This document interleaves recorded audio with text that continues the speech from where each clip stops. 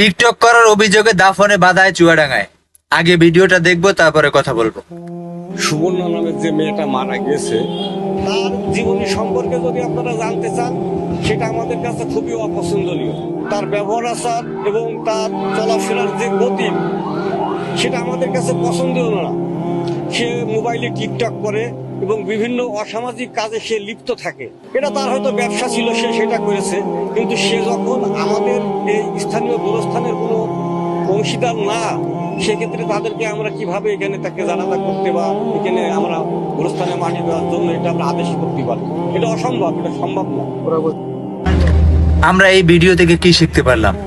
নর্তকী যে সে চার দেয়ালের ভিতরে কিন্তু সীমাবদ্ধ, কিন্তু টিকটকে যে শরীর দেখাইয়া ভিডিও বানায়, যে অশ্লীল ভাবে ভিডিও বানাইয়া টিকটকের ভিতরে আপলোড করে, সোশ্যাল মিডিয়ায় আপলোড করে, তাদের কিন্তু অবস্থান কোথায় যাইতেছে? মৃত্যু হয়ে গেছে, এলাকাবাসী তাকে দাফন দিতে দিতেছে না। আপনি ভাবতে পারতেছেন?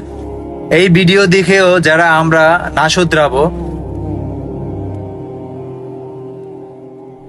আল্লাহ সবাইকে হেদায়েত দান করুক, আমিন। টিকটক করার অভিযোগে দাফনে বাধায় চুয়াডাঙ্গায়। আগে ভিডিওটা দেখবো, তারপরে কথা বলবো।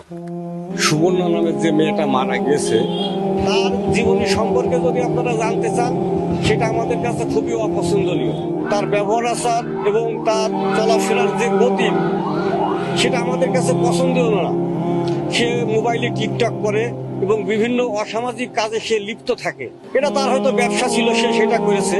কিন্তু সে যখন আমাদের এই স্থানীয় গোরস্থানের কোনো অংশীদার না, সেক্ষেত্রে তাদেরকে আমরা কিভাবে এখানে তাকে জানাজা করতে বা এখানে আমরা গোরস্থানে মাটি দেওয়ার জন্য এটা আমরা আদেশ করতে পারি? এটা অসম্ভব, এটা সম্ভব না। আমরা এই ভিডিও থেকে কি শিখতে পারলাম?